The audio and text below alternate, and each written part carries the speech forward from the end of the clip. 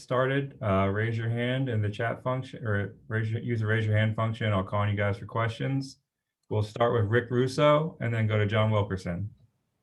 Thanks, Sean. Hey, good morning, Tony. Morning to you. So you hear the stat, this first time since 1970 that Tennessee has won its first 4 SEC series. Coach, what does that mean to you and to the players when you hear something like that? Yeah, I think it puts it in perspective what you want to do each year, and in order to have the type of success we want, which, as it's posted on our wall out there, as far as what you need to do is you need to win as many series as possible. And if you can win a whole bunch, you can not only do what you want to do, but maybe even greater. But we're not even to the halfway point yet. This will be kind of the halftime on Monday of our SEC schedule.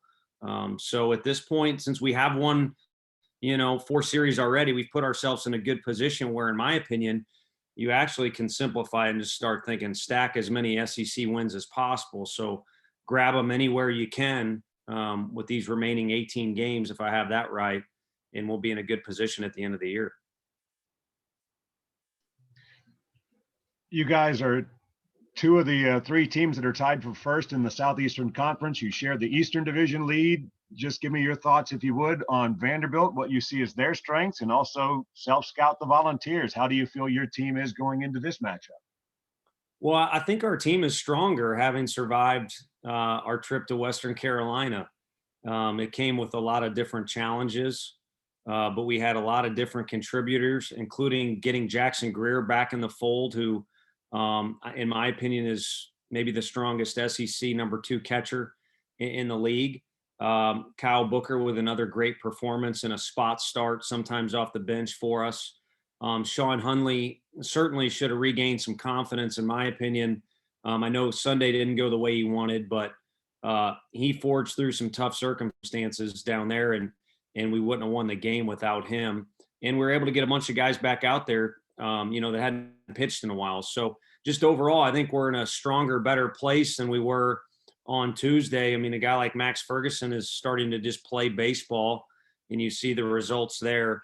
So if we can just get our whole group to just play and get everybody that's capable of being healthy, like a Rackers who pitched, on Tuesday, and like Jackson Greer, then I think we can continue to improve. And, again, the 1970 thing is great, but our season is so rapid in repetitions, you don't, really have time to reflect on that stuff until the season is over. So, if we're playing our best ball, we can win more games than we've already won, I guess is the general synopsis. And then as far as Vanderbilt goes, it all starts with their number 1 starter.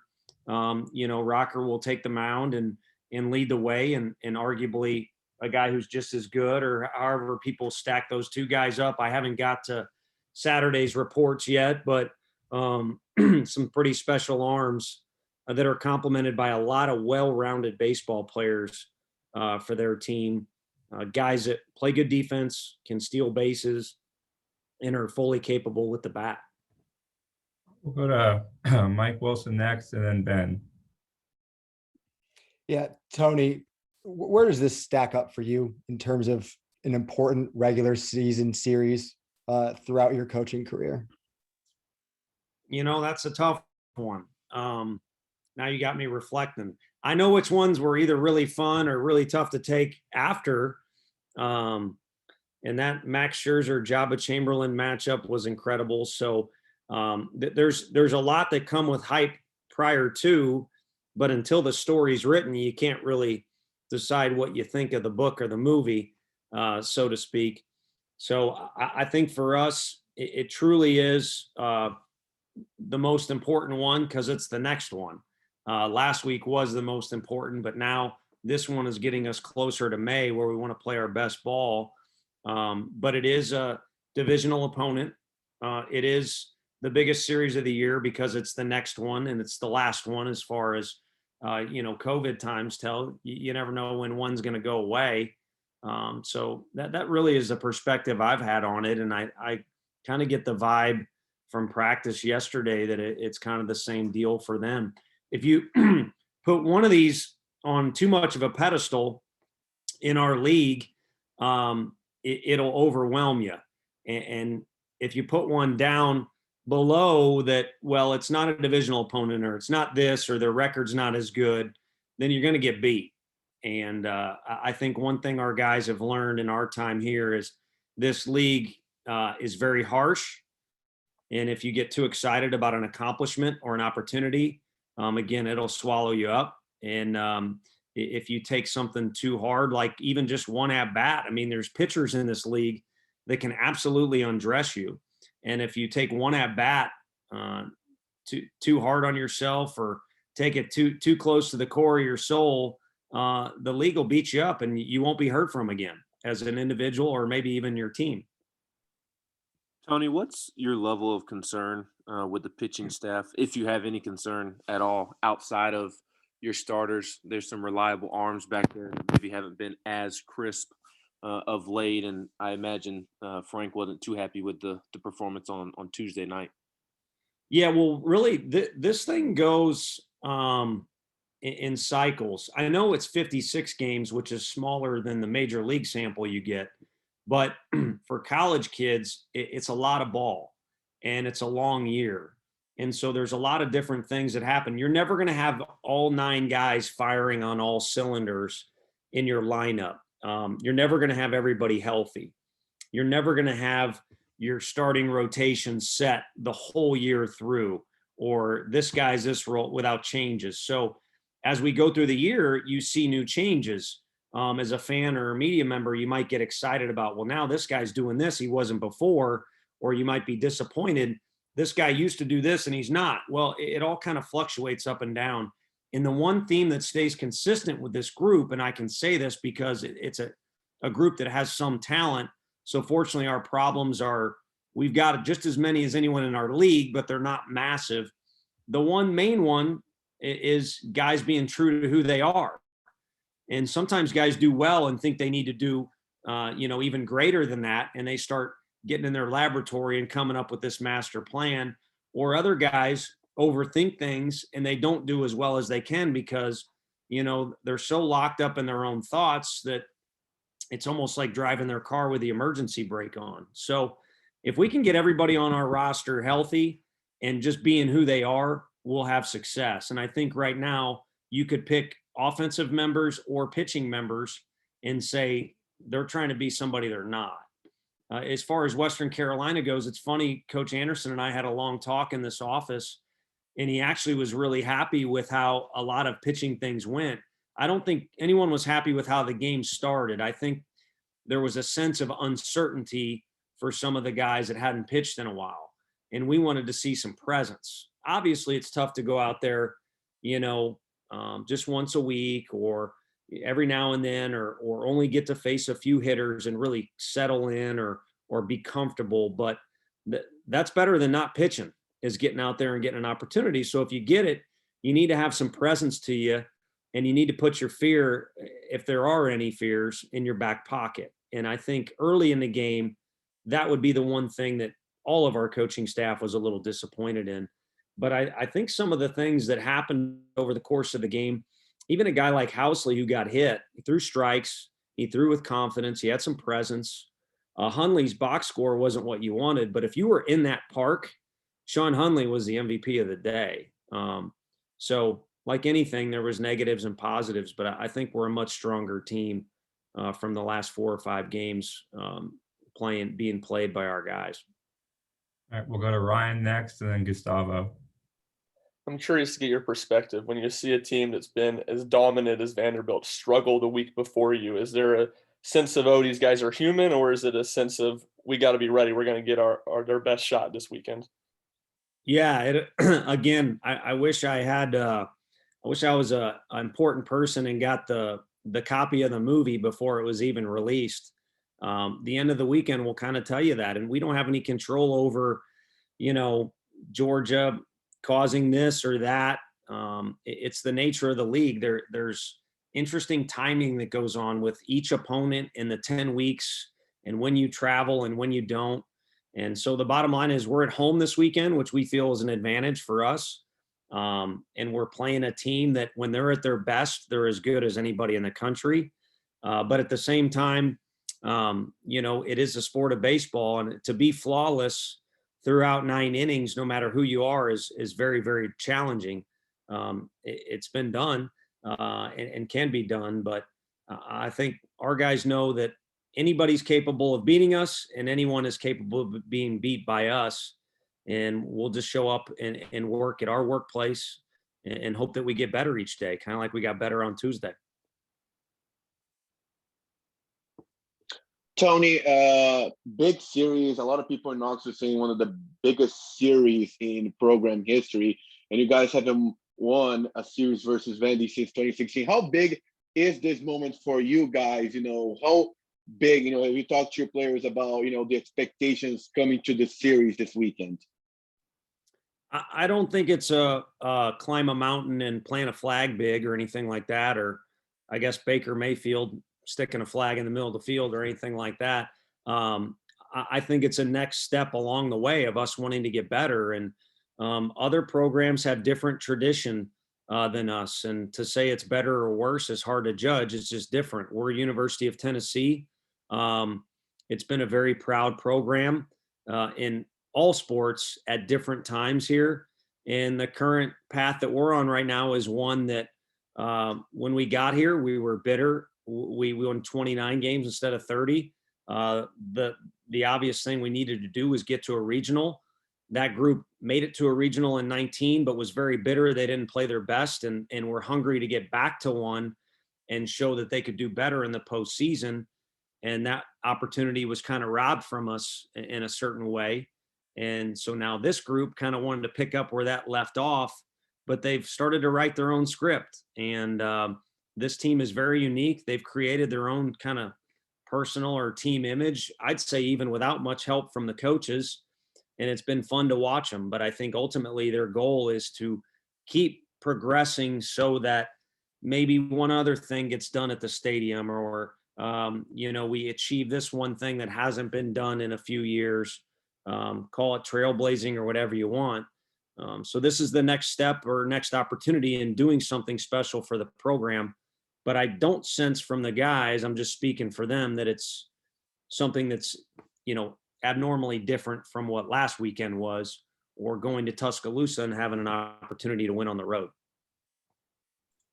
All right, guys, we'll take a few more. We'll go back to Mike and then back to John. Yeah, Tony, you just kind of mentioned it, but how does a team get that mentality that a series like this isn't any different from the previous one, and kind of keep it all level when, to an extent, there's been a limited amount of success to this point in most of those guys' careers? Right. Well, I think they've adopted the philosophy that everybody's a rivalry in your league. And I think every program would say that about our team when they play us, whether it's hosting us or coming here. If you have any success, you kind of start to have some stereotypes or kind of some identities or ideals in your program that are known by others. And so you know who you are, you know who the enemy is, and then you have a rival, kind of a rivalry for 3 or 4 days when that team shows up or we show up to their park. And Vanderbilt's in our division, and in our state too. And our guys know some of their players from either summer ball or high school baseball stuff. So just like every weekend, it'll be a big deal. There's no doubt about it. But I think it's with the understanding that in our league, everybody's your rivalry. It's just there's a little different flavor to each one of those. And it's amazing how in a short time here, I think the players like Will Heflin and Evan Russell, if you bring up a team that we're playing, they would probably say 3 or 4 things that team they know they do well, and kind of what the environment will be like when we're playing that team. As you manage the team from one weekend to the next, what do you value when you're putting your lineup together? You have peaks and valleys, a lot of baseball to be played, but if a guy's not going well, when do you think about perhaps moving him up or down in the lineup? And if somebody starts to get hot, when do you decide, okay, this is where we'll take him from this spot in the lineup and move him up to this one? Yeah, I need to get older, so I know that magic formula. I really don't have it, but I think you kind of go with your instincts a little bit. Again, know thyself is incredibly crucial in all things, but you also cannot ignore the fact that the opponent is always going to dictate some things for you too. So sometimes there might be a matchup there that sticks out that you think, hey, it makes sense for this guy to have maybe one extra crack at this pitcher or one less. And then two, we see some things that not everybody else does. I mean, I love just as much as anybody watching a game on the TV and saying, why the heck are you running the ball right there? Why would you give the ball to that guy? Other than the Seahawks not giving the ball to Marshawn, I think it's tough to be too critical when you're sitting on a couch, because you're on the couch and you weren't at practice. You maybe don't know things that are going on in the training room or how a guy swung it, or we kind of pay attention to our guys' thoughts, verbally, what they say or their presence, and all that goes into that. And we just try and make educated decisions, but it's certainly no exact science. Mike, did you have a follow-up? I did. Yeah, I'm curious, Tony. You said that teams know stereotypes and identities about a program. What do you think other programs see as the stereotypes and identities of your program? Probably that Drew Gilbert's a crazy man.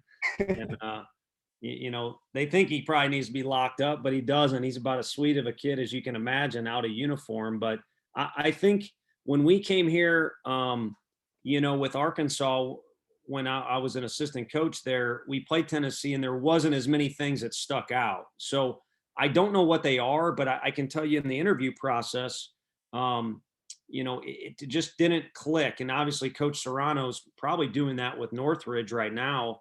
And he certainly did it at Fullerton, but it just didn't click to where you would point to, these are these guys' strengths every year, or this is their style of ball. It hadn't quite, meshed into that. And so the one goal we had, and I even kind of said it in the interviewing process for the job, is whether it's good or bad, by the end of a few years, we will have a certain brand name to Tennessee Vol baseball. And, hopefully teams think that we play hard and play it the right way. And of course we want to throw strikes and play defense. So those are things that are talked about in recruiting and practice, but it also is very difficult to say, we always use Long Beach State as an example. They took on the name the Dirtbags. Well, you dang sure better play like a dirtbag, the things that go with that, if that's your actual label, because if you don't, the label doesn't mean anything. So it's nice to put sayings in a building or come up with, this is our philosophy, or this is what we want to be known as. But really it's kind of partially up to the coaches to influence the culture that way. And then we're outnumbered. There's a lot more players than coaches. So it's kind of on their shoulders, and whatever it is, or whatever other people would say, it's really fun to come to work every day with these guys. And it's one that I'm proud to be a part of how they compete. But there's certainly ways they can get better, and it could go away. I mean, you need to compete every day. You need to earn it every day if you want to do something special. And so we'll keep our thumb on them to do that. Last question will go to Ben. Tony, you talked on Sunday about reaching that point in the season where you kind of want to hand the keys to the team and let them lead the way. What does that look like, and why is it important to reach that point in the season? I think you get to a point where you run out of practice days. Honestly, I'm just kind of spitballing. You get to a point too where it's 90, 95 out. You don't want to wear your guys out any more than game day does. By then you've probably met on a lot of different topics, or you've made some mistakes, and you've this game you never quite figure out 100%, but maybe you've hashed out some areas. So I feel like if we're earning our salary up here in the office, we've covered or checked a lot of boxes by the time we get to May. And also the competition is fierce. The weather is a grind. The guys are more experienced and more comfortable in that particular setting now that we're deeper into the season. So it's time to just play ball. And I don't think we're anywhere near that part yet. I mean, we met in the dugout yesterday for probably longer than we've met in a while, just because that game Tuesday was crazy and we had a bunch of examples to talk about. And rather than do it there after a 4-hour game, we did it here. But a lot of those things would be repetitive if we brought them up in May. So I feel like there's a filtering down process to where playoff game number one. It's here's your opponent. They're really good. You're really good. Go get them. All right. Thanks, Coach. Appreciate your time today. Yeah. Thank you guys. Appreciate it.